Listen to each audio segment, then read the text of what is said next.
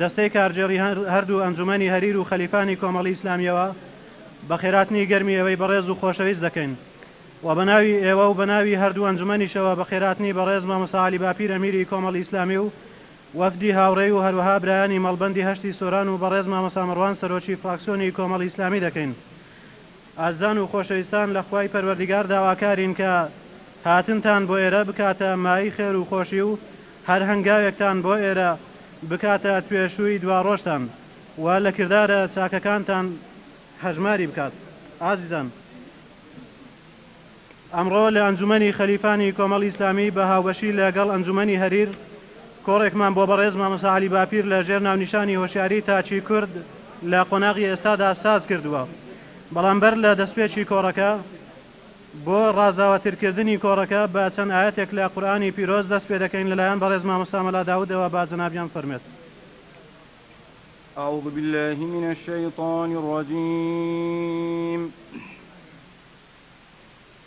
بسم الله الرحمن الرحيم.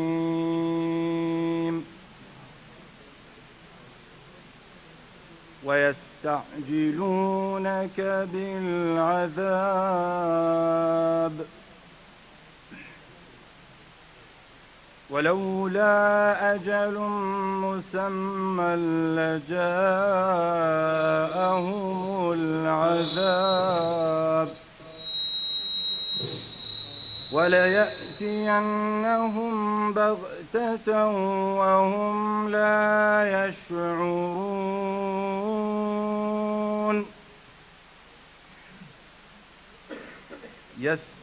يستعجلونك بالعذاب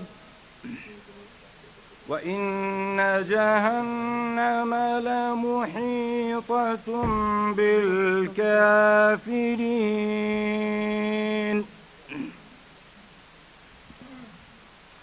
يوم يغشاهم العذاب من فوقهم ومن تحت أرجلهم ويقول ذوقوا ما كنتم تعملون.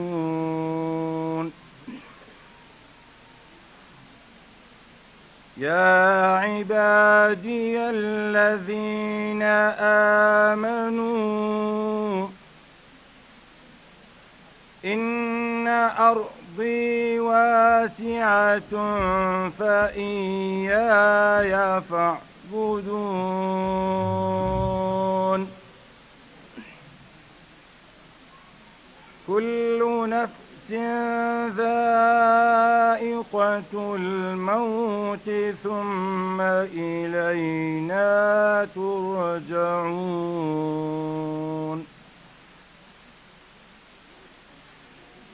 والذين آمنوا وعملوا الصالحات لنبوئنهم من الجنة غرفا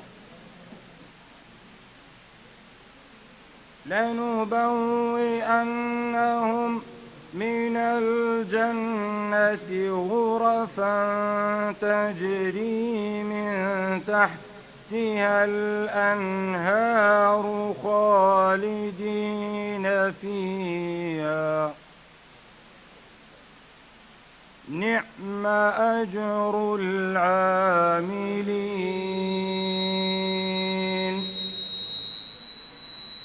الذين صبروا وعلى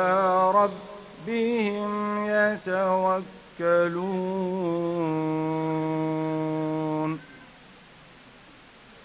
وكأين من دابة لا تحمل رزقها الله يرزقها وإياكم وهو السميع العليم.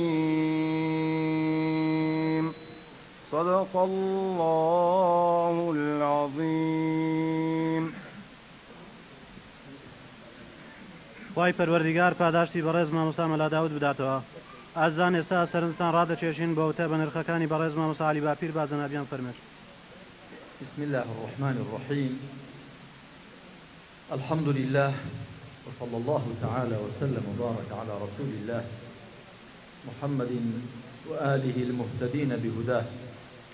من الصحب والأزواج والقرابة والتابعين لهم بإحسان إلى يوم اللقاء.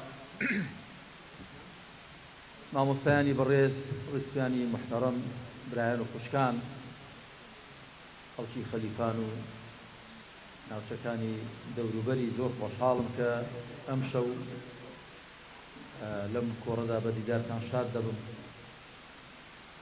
لە خوای خاوەن بەزەیی و کەڕەم و بەخششی بێسنوور داواکارم ئەم کۆڕەمان لەو کۆڕ و مەجلیسانە بژێڕێت کە دانیشتوەکانی بەشداربووەکانی خوای پەروەردگار بە ڕەحمەت و بەزەی خۆی دایان دەپۆشێەوە فریشتەکان دەوریان دەگرن و دوعای خێریان بۆ دەکەن. برای خوشکانی بەڕێز هەمووتان دەزانن کە ئێمە ئێستا لەم هەرێمی کوردستاندا لە واقعێکی دژوار داین زۆر گرفت و کێشە و قەیران یەخەیان گرتووین و خەڵکێکی زۆر تووشی نائومێدی بووە و پێیان وا کە هیچ ڕێی دەرەتان نییە، ڕێی دەربازبوون نییە لەو بارودۆخەنە هەموارەی کە تێکەوتووی. دیارە من عادەتم نییە بەڕاستی کە بەبێ ئینسافی باسی هیچ شتێ بکەم. تەبەن ئەم وڵاتەی ئێمە بەڵێ گرفت و کێشەمان هەن، بەڵام واش نییە کە هیچ خاڵی ڕۆشنی تێدا نەمابێ، هیچ خێری تێدا نەمابێ. لەخوا بە زیادی ئێستاش ئەگەر ئێمە ئەم هەرێمی کوردستانە بەراورد کەین لەگەڵ زۆر جێی دیکە بە تایبەتی لە وڵاتانی دەوروبەرمان، ئەوە یەمەنە، ئەوە سووریایە، ئەوە لیبیایە، ئەوە لوبنانە، ئەوە فەلەستینە، ئەوە پارێزگاکانی دیکەی عێراقن، مووسڵە، ئەنبارە. دەبێت سپاس و ستایشی خوا بکەین کە ئەم وڵاتەی ئێمە هێمنی و ئارامی و ئاشتێکی باشی تێدا بەرقەرارە و بەڕاستی ئەم وڵاتەی ئێمە خێر و بێریشی زۆر تێدایە. بەڵام ئەوەندە هەیە کە کۆمەڵێک کەم و کوڕی بێسەر و بەرەیمان هەن هەمومانیان بێزار و ناڕەحەت کردووە. دیارە من ئەم شۆ باسی ئەوە دەکەم کە ئینسانی موسڵمان ئەگەر هۆشیار بێت، ئەگەر چاوکراوە بێت، ئەگەر وریا بێ، بێدار بێ، چ کاریگەریەکی هەیە لەسەر ژیانی و کۆمەلگایەک ئەگەر تاکەکانی بە پیا و ئافرەتەوە، بە پیر و گەنجەوە، بە هەموو لایەکەوە گەر هۆشیار و چاوکراوە و شارەزا و وریابن چۆن دەبێ و ئێمە چۆن دەتوانین لەم واقعە دەرباز بین و هۆشیاری و شارەزایی و چاوکراوەی چ کاریگەریەکی هەیە لەسەر ئەوە کە ئێمە دەستمان بگاتە ڕێی چارەسەر. باسی ئەو بابەتەتان بۆ دەکەم. سەرەتا ئەوەتان عەرز کەم برا خوشکانی بەڕێز و مامۆستایان، ئیسلام زۆر گرنگی داوە بە زانست و بە بەکارهێنانی عەقڵ، بە بیرکردنەوە، بە پندوەرگرتن، بە هۆشیاری و بێداری. جارە یەکەمین ئاەت کە بۆ پێغەمبەری کۆتایی محەممەد صلی الله عليه وسلم دابەزی لە سوورەتی عەلەق، ئاەتی اقرأ باسم ربك الذي خلق، بخوێنە بە ناوی ئەو پەروەردگارەت کە هەموو شتێکی هێناوەتە دی. لە حاڵێکدا کە پێغەمبەر صلی الله عليه وسلم بۆ خۆی نەخوێندەوار بوو و لە نێو ئومەتی و گەلێکی نەخوێندەواریشدا دەژیا، بەڵام خوا سبحانه وتعالى یەکەمین وشە لە یەکەمین ئاەت لە یەکەمین سوورەت کە بە پێغەمبەری دابەزان ئەوە پێی فەرموو بخوێنە. ئەنجا وشەی عیلم بە هەموو بە هەموو سیغە و ڕێژگەکانیەوە زانایان دەڵێن زیاتر لە 750 جار لە قورئاندا دووبارە بۆتەوە و زیاتر لە 50 شوێن خوا سوبحانه وتعالى باسی بیرکردنەوە و بەکارهێنانی عەقڵ و تێگەیشتن و وریایی دەکات وخوا سبحانه وتعالى دەفەرمێ ئەم قورئانم دا بەزاندووە تاکو بۆ خەڵک تاکو بفامن لقوم يعقلون واتەگەر کەسانێک عەقڵی خۆیان بەکار نەهێنن ئەسڵەن شایستەی ئەوە نابن کە لە قورئان تێبن وزانایانی ئیسلام دەڵێن العقل مناط التكليف عقل بناغەی ئەرک پێسپێردرانە ئەوەی کە شێت بێ ئەوەی کە منداڵ بێ ئەوەی کە عقلەکەی نەکامڵ بێ ئەرکی شەرعی ناکەوێتە سەرشان ئەوە یەک کەواتە بەکارهێنانی عەقڵ و هۆشیاری و شارەزایی و بەرچاوڕوونی لە ئیسلامدا پێگەیەکی گرنگی هەیە و مسلمانان لەسەریان پێویستەکە هەوڵدەن خاوەنی ئەو فڕی هۆشیاری و بێداری و چاوکراوەی و عاقڵمەندی بن ئەوە یەک دوو ئەگەر تەماشای مێژوو بکەین بەڕێزان هەر گەل و کۆمەڵگایەک هۆشیار و چاوکراوە و بێدار بوو بن لەوە پارێزراون کە فێڵیان لێ بکرێت هەمیشە خەڵک بەهۆی نەشارەزایی بەهۆی نەزانی بەهۆی بێئاگاییەوە کڵاوی چۆتە سەر و فێڵی لێکراوە و چاوەشە کراوە هەر بۆیە خی پەروەردگار بەسەرهاتی موسا عليه الصلاة والسلام لەلایەک لەگەڵ هاڕون ئیبرای سەلامی خۆیان لێبێ و لە بەرامبەریشیان قارون و فرعون و هامان ئەو سیانە لە بەرامبەریاندا لە قورئاندا زۆر دووبارە بۆتەوە یعنی بەسەرهاتێک کە لە هەموو بەسەرهاتەکان زیاتر دووبارە بۆتەوە بەسەرهاتی موسا و فرعونە موسى عليه الصلاة والسلام وهارون إبراهيم إيشي سرچان أو بوكا بني إسرائيل كقال خويان بو دسو سيندران ولا بردسي فرعون دا وخلقي مصر بقشتي كقبطي كان بون أرشي سرچي موسى عليه الصلاة والسلام هارون إبراهيم كوزيري بو أو بوكا وخلقه هوشيار كانوا وريان كانوا لبرانبر دا فرعون و قارون و هامان زیاتر کاریان لەسەرەوە دەکرد ئەو خەڵکە لە چاواشەکراویدا بمێنێتەوە لە بێئاگاییدا بمێنێتەوە چونکە بۆ دەیانزانی کە ئەو خەڵکە چاوکراوە بێ هۆشیار بێ و بێدار بێ ئەوان چی دیکە ناتوانن سۆخرە و بێگاریان پێ بکەن یان سەوسێنەوە باس تەنسان ڕادی کێشم بۆ ئەو ئایەتانە لە سوورەتی زوخروف خی پەروەردگار دوای ئەوەی کە باسیەوە دەکات موسا عليه الصلاة والسلام بە بەڵگە ڕۆشنەکانەوە چوو وەلای فرعون و دار و دەستەکەی فرعون ئاوا وەڵامی دایەوە وقال فرعون أليس لي ملك مصر وهذه الأنهار تجري من تحتي أفلا تبصرون أم أنا خير من هذا الذي هو مهين ولا يكاد يبين فلولا ألقي عليه أسورة من ذهب أو جاء معه الملائكة مقترنين فاستخف قومه فأطاعوه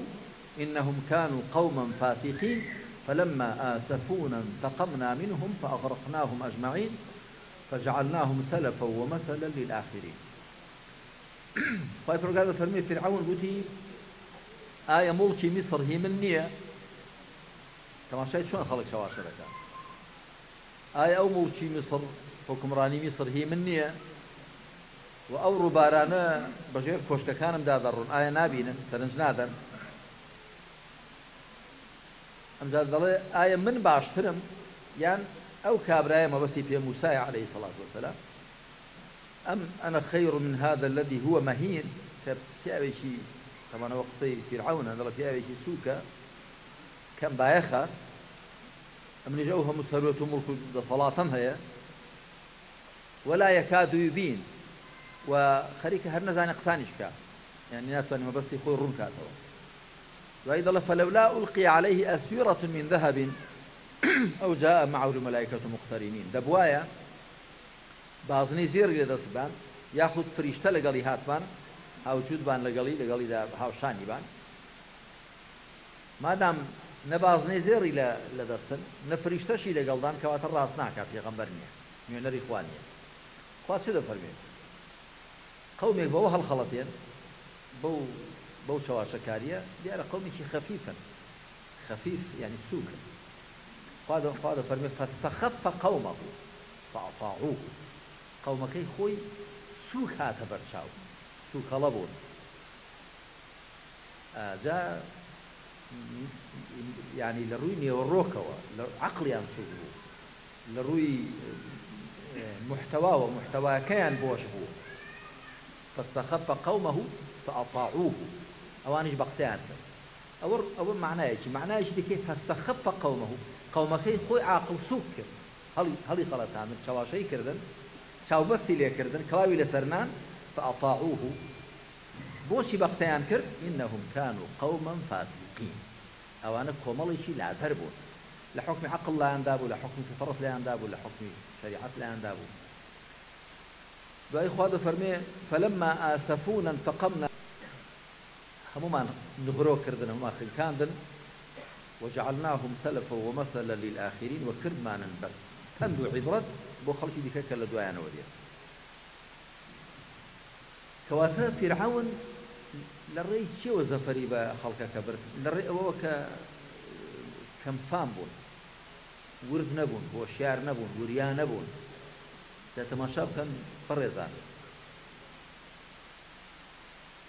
تماشاو كان برزان أم إسلام شن عظيم إسلام ديويت كشوان كوتواني ديويت كميلتان خلق وشعر وشاوكراو ورياو بيدار بيه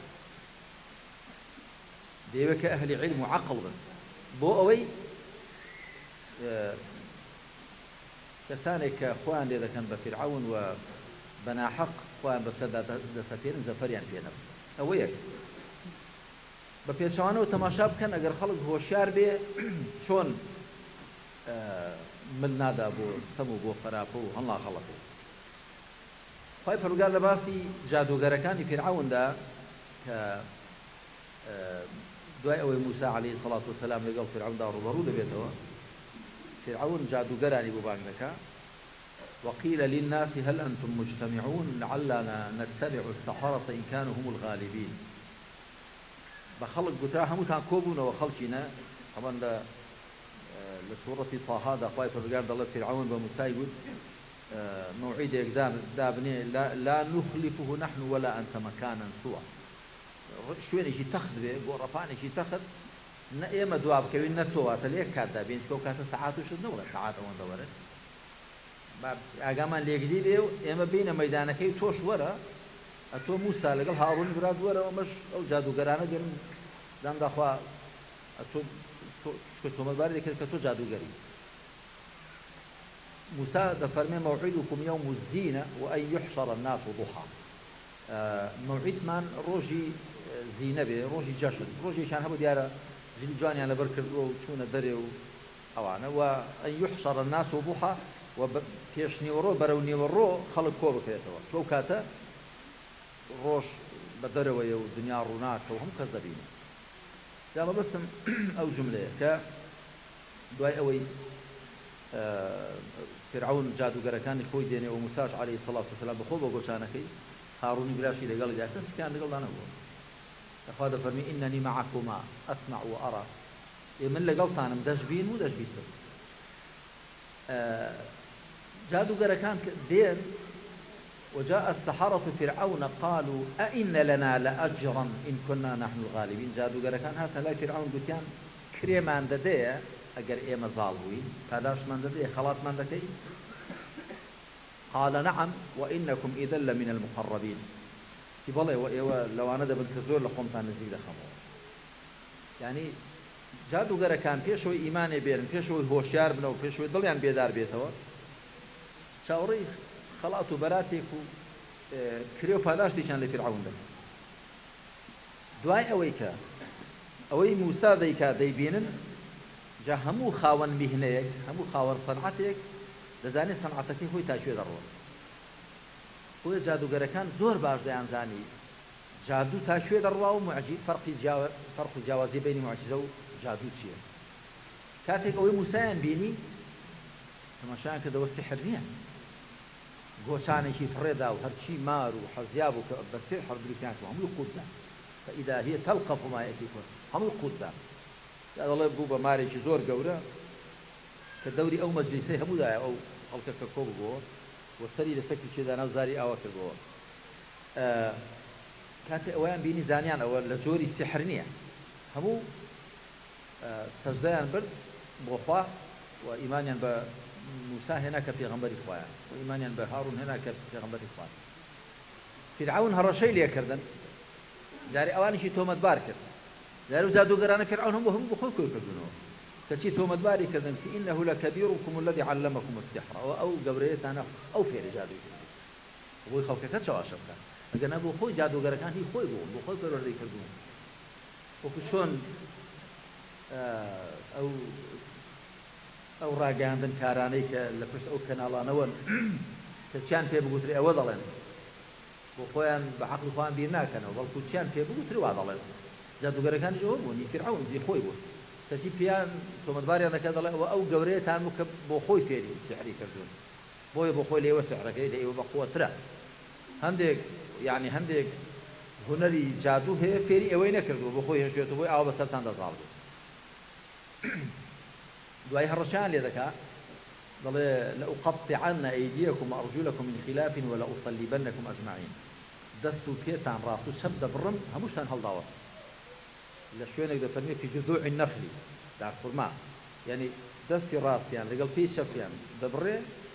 یعنی نایان کوژە جارێ جاهەڵیشان داوەسێ بۆی گوردە و لە خوێنەکان لێ بسۆڕێ و بە عەزابەوە بمرێت طبعا فرعون يعني تواني شيء هەڕەشەکەی جێبەجێکا و ظاهرا کردو شێتی بەڵام ئەوان دەڵێن چی مەبەستم ئەلێرێ پێشەوەی ئیمانێ بێنن پێشەوەی هۆشیار بنەوە پێشەوەی خۆیان بناسن و خوا بناسن و دڵیان هۆشیار بێتەوە بەخواوە پەیوەست بن چاوەڕی تەماعێک و زار چەورکردنێک و زار شیرکردنیش فرعونیان دەبێت دوای ئەوەی ئیمانێ دێنن هۆشیار دەبنەوە بێدار دەبنەوە بەخواوە پەیوەست دەبن نەک هەر گوێ نادەنە خەڵات و بەراتی فرعون بەڵکو لە هەڕەشە و گوڕەشەکەشی دێم نەدەبن دەڵێن فەقضی ما ئەنتە قاض هەرچی لە دەستت دەبیتە هیچ لێت بێم نەدێت حقیقت بەڕێزان طبعا ئێمە مەبەستمان لە هۆشیاری بەڕاستی هۆشیاری دینی یعنی ئەوەی کە هۆشیاریە کە ئینسان شارەزاوی لە وحی خوا ئەگەنە بەخوا هەزار خاوەن شەهادە هەیە هەر پێ خۆشە ماستاو چی بێت وانە ویژدانی خۆی پێشێل دەکات شتێک دەڵێ و شتێک دەنووسێ کە بۆ خۆشی قەنەعەتی پێنێ بەڵام نانی تێدایە هەر چەندە وەڵاهی ئینسان نان و ماستاوی بخوا باشتر لە نانی ماستاوێ وانە نان و ماستاو خۆی باشتر لە نانی ماستاوێ مەبەستم بەڕاستی هۆشیاری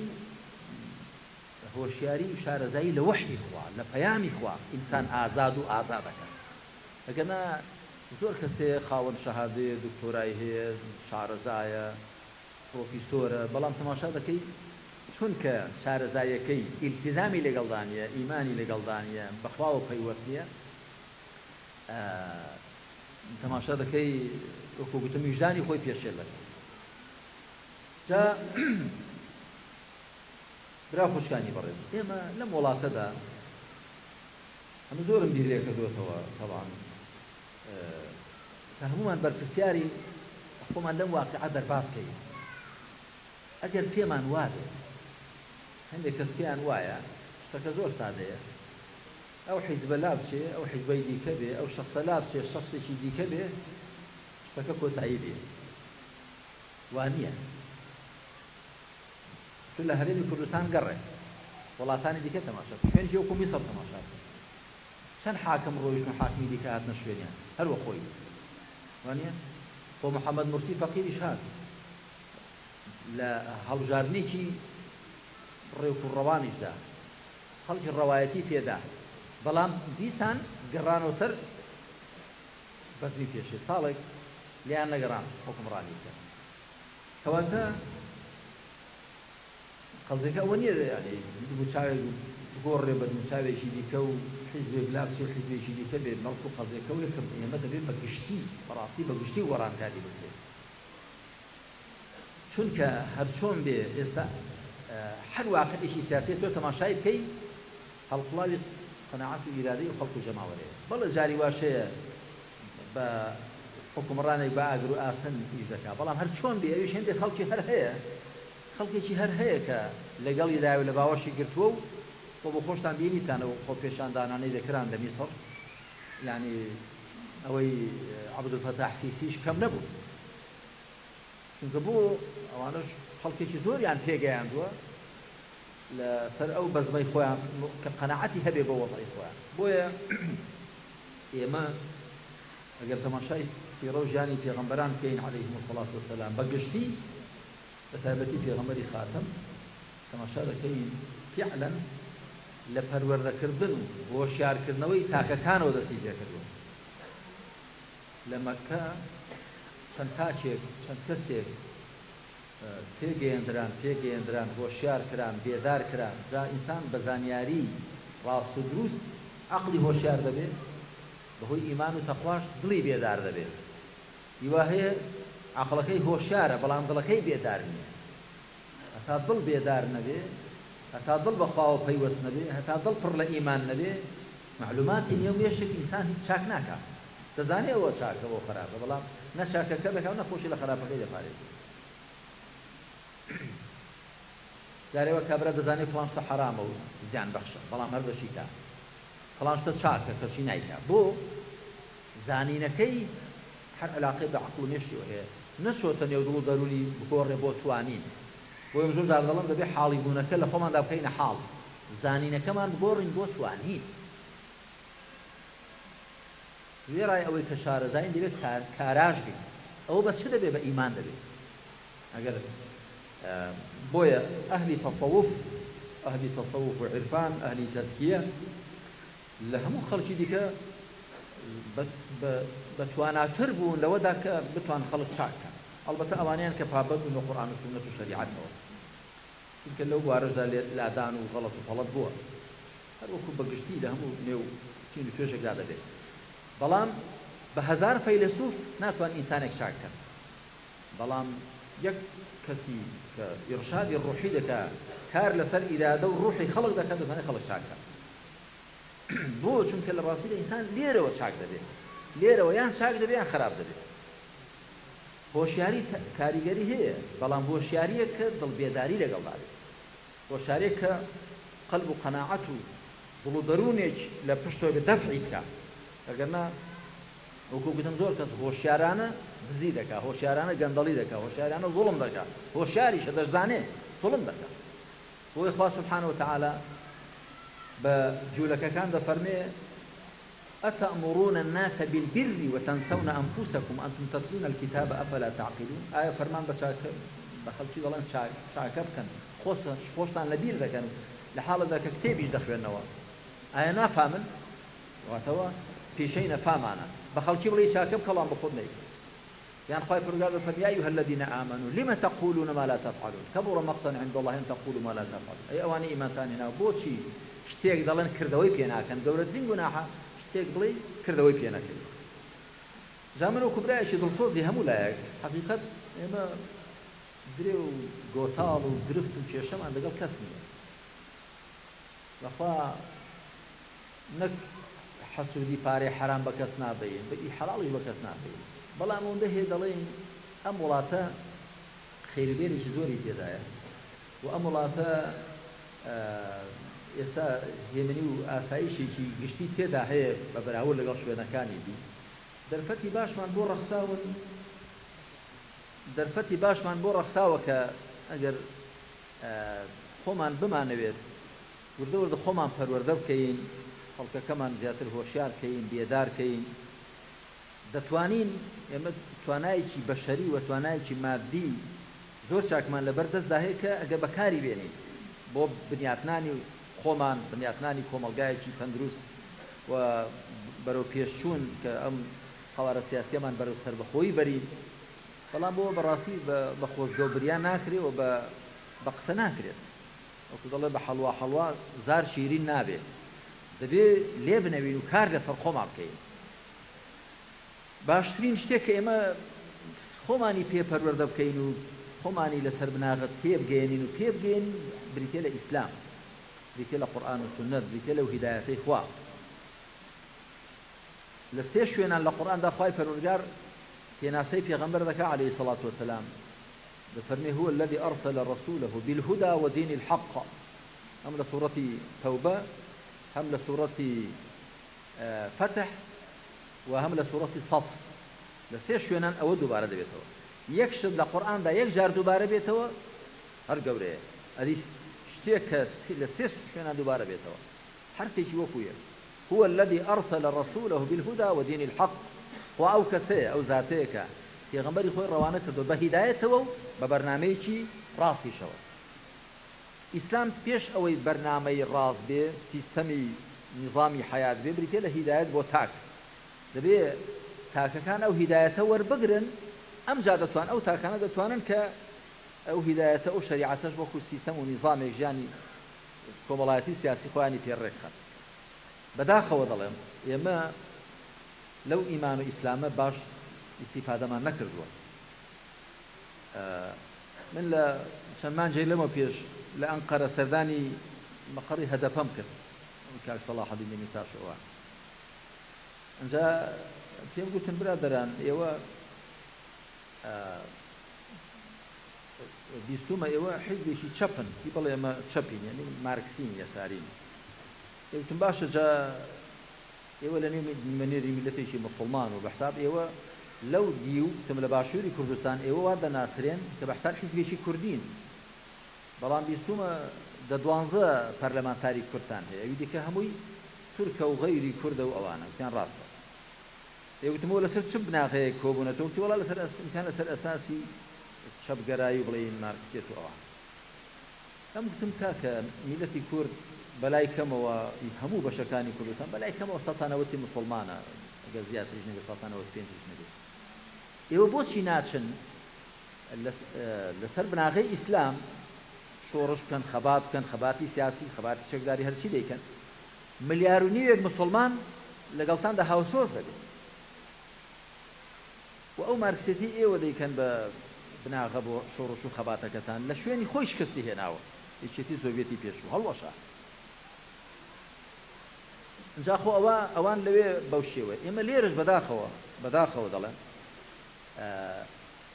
لماوي أو بسوبين صالي الرابردو دا هر إيش كلا ولا سر أوكب يان خلق هر ببي أجاي بها وضرت ولا إسلام ياخد دورج بخيته يعني أو شو دي شيء كده خلق أجر مسلمان بي ميلاد أجر مسلمان بي كروكشا كان ما نجر لدين كيف جن هو شارو بيدار بن بخوا بكلشي باب داي كان ساكتر بين بكلشي خزمانيان بكلشي مجتمعيان بكلشي دنيا وقيامتي خوان وخلشي باشتر بين جاري إيمان فيش مش عزت لإنسان ده فيدا ذكر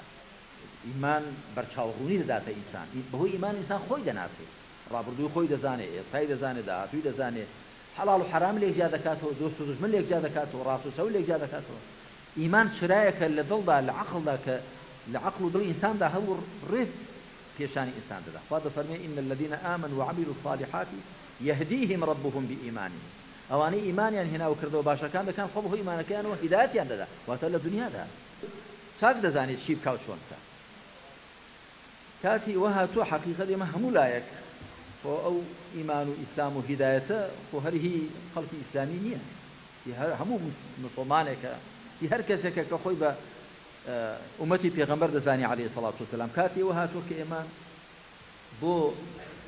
خو پرور بكردن من خو پیگاندن من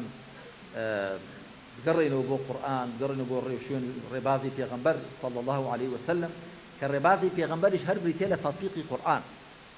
يعني السنة شتيشي جودانية لقرآن سنتي پیغمبر صلى الله عليه وسلم بريتيلا قرآن بلان ببرجستكراوي يعني جوهري ونيوروشي سنة ربازي پیغمبر صلى بريتيلا قرآن لا أوش براسي كاري همولاك يعني من كم عجائبك حزبك لاينك كسانك خو ببرفرز بزان لمولاته دا بلام جرينجينا دن بقرآن وبالربازي پیغمبر عليه الصلاة والسلام لكن كان على كان راجعان دن دا مدرجع حكمية كان لهي شو يعني شو دنيا وانية كدوري لأينك خوان كان نادیدەی بگرن حسابی بۆ نەکرد بە تایبەتی ئاینێکی ڕێک و ڕوون و ڕاست کتێبێکی وەکو قورئان کە تاکە فەرمایشتی خوایە لە دەستی بەشەردا ما بێتەوە تۆ لێی دڵنیا بێکەوە فەرمایشتی خوایە لەناخۆ تەورات و ئینجیل و زەبور و ئەناشید و سولەیمان و کتێبی سابیعەی مەندایی و مەسەلەن هێندێشتی کەش هەن بەڵام کە تۆ ئەوانە دەخوێنی و بەراوردیان لەکەی لەگەڵ قورئان دەڵێ حکایەتی بەراگردانن ئێمە خەڵک دینێکی محەرەف و تێکدراویشی هەیە حسابی بۆ دەکات ئێمە دینێکی ڕاست و ساغ و سەلیم بە ئیعترافی خۆیان یعنی هەر کەسێک قورئان تەماشا بکات دەزانێتەوە فەرمایشتی خوایە ئێمە بەڕاستی ئەگەر بمانەوێ ئەم میلەتە ئێمە ئایندەیەکی ڕۆشنی هەبێ و بمانەوێ لەسەر پێی خۆمان بوەستین و بمانەوێ نەکەوینە ژێر کاریگەری ئەم لاولا و بمانەوێ لە فەلەکی کەسدا نەخوڵێنەوە ئیلا لە فەلەکی بەرژەوەندەکانی خۆمان وەر لە فەلەکی ڕەزامەندی خوادا دەبێت خۆمان پەروەردە بکەین خۆمان هۆشیار و بێدارکەین و دەبێت تاکەکانی خۆمان فڕوکچەکانمان گەنجەکانمان بەخواوە پەیوەستکەین بە ئیمان و پەیوەستکەین بەخوا هەر کەسێک خۆی بەخوا فرۆشت سەودا مامەڵەی لەگەڵ خوا کرد لە بەرامبەرەوەدا کە خوا بەهەشتی بداتێ سەر و ماڵی خۆی لەسەر دەستدانا ئەو سەودایە کە لەگەڵ خوا کردوێتی تا ئیمان لە دڵیدا هەبێ جاریش کە سەر بۆ کەس دانانوێنێ زۆر جار خەونی خراپ بە خەڵکی ئیسلامیەوە دەبین و سەر بە فڵان و سەر بە پیسار و سەر بەوەی و هەر کەسە لە هەمبانەی خۆیدا گوێن دەژمێرێ بەخوا ئەوەی عەبدی خوا بێ عەبدایەتی بۆ خوا وا ژیانی پڕ دەکات لە هیدایەت و لە عیزەت نایپەڕژێتە سەر کۆیلایەتی بۆ خەڵکی دی ئەوەی بەڕاستی بەندەی خوا بێ لە خۆی نامەشێنێتەوە خزمەتکار و کۆیلەی کەس چ لە ژیانی تاجیدا لە ژیانی سیاسی لە ژیانی نەتەوەییدا و تەماشاش بکەن شیخ عوبەیدوڵای نەهری ڕەحمەتی خوای لێ بێ لە سەدەی 19دا لە ساڵی 1880 کە شۆڕشی کرد لە باکووری کوردستان اسماعیل خانی شکار حاضی محەممەد شێخ محمودی حەفید عەرزی جەنابتان کەم شێخ سەعیدی پیران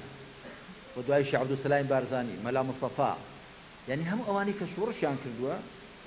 زۆری کەش یەزدان شێر مەلا خەلیلی میراوێ زۆری دیکە زۆر بوون هەمووی سەری خوا لەسەرداناوە تەنازولیان نەکردو ئینسانی ئیماندار کەسێ بەڕاستی بەندەی خوا بێ ئەو مامەڵەی لەگەڵ خوادا کردوێتی تازە خۆی بۆ خوا فرۆشتووە لە خۆی ناوەشێنێتەوە تازە خۆی خاتۆ سەر سەودا بۆ کەس و لەگەڵ کەس خەڵکی دیکە ئەگەری هەیە لا بدا و بکردرێ و بفرۆشێ بەڵام بەڕاستی ئەوەی کە بەندەی خوا بێ و لە سەرڕێی پێغەمبەری پێشەوا بێ صلى الله عليه وسلم ئەو بەندایەتیە بۆ خوا عیزەتی پێدەدا سەربەرزی پێدەدا و وای لێ دەکا کە بەهۆی بەندایەتی بۆ خواوە لە کۆیلایەتی بۆ خەڵکی دیکە دەربازی بێت من خۆشحاڵم بەڕاستی بەم کۆبنەوەی ئەم شەو کە دەزانم سەرماشە و تەمەن خەشیتان هاتووە هەموو برا خوشکانی خەلیفان و دەوروبەری خەلیفان و لە خوای پەروەردگار داواکارم کە هەموو لایەکمان هیدایەتدا زیاتر لە قورئان تێبگەین زیاتر لە ڕێباز و ڕێوشوێنی پێغەمبەر صلی الله علیه وسلم تێبگەین و شارەزابین خۆمانی لەسەر پەروەردە بکەین عەقڵی خۆمانی پێ هۆشیار بکەینەوە دڵی خۆمانی پێ بێدار بکەینەوە وەکو مەحوی شاعیر دەڵێ مەحوی کە شاعیرێکی عیرفانی و ئەهلی تەسەوف بووە دەڵێ سەر کە هۆشێکی نەبێ زڕکە تاڵم بۆ چییە دڵ کە جۆشێکی نەبێ شوشەی بە تاڵم بۆ چییە حقیقەت دەبێمە هەوڵ دەین هۆشەکەمان بە شارەزایی لە قورئان و سونەت هۆشیار بێت دڵەکەشمان بە تاعەت و تەوحید و خواپەرستی بێدار بێ وەڵا ئەگەر خاوەنی عەقڵێکی هۆشیار و دڵێکی بێدار بووین ئەو کاتە دەتوانین دەستمان لە هەموو خێر و چاکێک گیر بکەین و لە هەموو شەڕ و خراپێکی بەدوور بین چ لە ژیانی تاکیمان لە ژیانی خێزانیمان لە ژیانی کۆمەڵایەتیمان لە ژیانی سیاسی و لە خەباتی نەتەوایەتیشمان خوا بەلەوت و کەڕەمی خۆی یارمەتی هەموو لایەکماندا کە هەز بە بەرپرسیارەتی زیاتر بکەین بەرامبەر بە دین و ژینی کۆمەڵگاکەمان و بەرامبەر بە ئێستا و ئایندەی میلەتەکەمان وەخوا یارمەتیماندا ئەو گرفت و کێشانەی کە هەمانن کێشەی بارگرژی سیاسی و قەیرانی ئابووری و بێکاری و بێژیانی و بێگوزەرانی کە تەنگی پێ هەڵچنیوین خوا یارمەتیماندا بەهۆی چەسپاندنی عەدالەتەوە کۆتایی بەو کێشانە بێنین ئەم وڵاتە خێروبێری زۆری تێدایە ئەم وڵاتە ئیمکانێتی زۆری تێدایە بەڵام مشکلە ئەوەیە کە بە دادگەرانە مامەڵەی پێ نەکراوە گەرنا وەڵا بەشی هەموو کەس دەکا و لێشمان زیاتر بێت داخوا یارمەتیماندا دادگەری بچەسپێنین و دامەزراوەکانمان کارا بکەینەوە پەرلەمانە حکوومەتە باقی دامەزراوەکانە ئێمە هەرێمەکەمان و قەوارە سیاسیەکەمان بەو دامەزراوەنەوە قەوارەی سیاسیە بۆ گەرە شتانەی نەمێنن دەبێت تۆ بەچی دەبێت تۆ بە کەلاوەیە ئەڵبەتە ئەوەش مناڵم بە کەسێک و دوو کەس و بە هەمووان دەکرێت بەڵام هەر کەسە بە قەدەر خۆی و قەزی ئێمەش درێژخایەنە ئەگەر بمانەوێت میلەتێک بین لەسەر پێی خۆمان بوەستین وەکو میلەتانی دنیا بەرەو پێشەوە بچین گەشە بکەین و حەوزێ و احتیاجی ئەم لاولا نەبین دەبێت زیاتر خۆمان پێ بکەێنین زیاتر خۆمان پەروەردە بکەین و هەوڵ دەین ژینەکەمان زیاتر بە دینمان ڕێک خەین و پاچی کەین و چاچی کەین ئەو کاتە ئینشاءالله هەم سەربەرزی دنیا و هەم سەرفراز و ڕوتوری دوا ڕۆژ دەبین و شایستەی ئەوەش دەبین کە بڵێن ئێمە شوێنکەوتووی پێغەمبەری پێشەواین صلی الله عليه وسلم ئەما واللهی خەڵکێکی ناهۆشیار و دڵ تاریک و فکر دواکەوتوو وڵای شایستەی نییە بڵێ شوێنکەوتووی پێغەمبەر صلی الله عليه وسلم و شوێنکەوتووی قورئانم خواوامان لێ بکە شایستە بین کە بە شوێنکەوتووی پێغەمبەر عەلەیهی سەڵات وسەلام بە پەیڕەوی قورئان لە قەڵەم بدرێین کە ئەگەر واش بووین شایستەی ئەوە بین بە تەئکید گۆڕان بەسەر ژیانی سیاسی و ئابووری کۆمەڵایەتیماندا دێ و بەسەر گرت و کێشەکانماندا زاڵ دەبین وصلى الله على محمد وعلى آله وصحبه أجمعين والحمد لله رب العالمين